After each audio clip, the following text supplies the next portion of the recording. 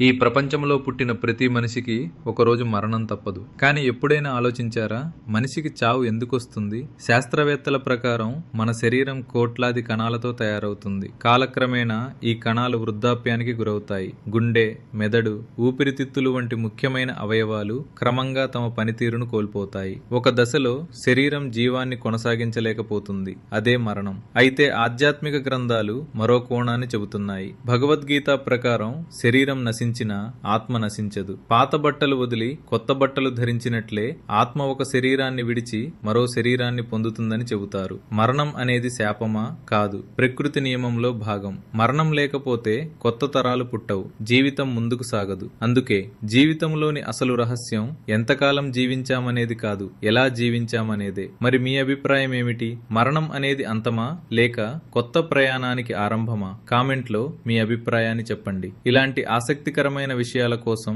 మా ఛానల్ను ఫాలో అవ్వండి.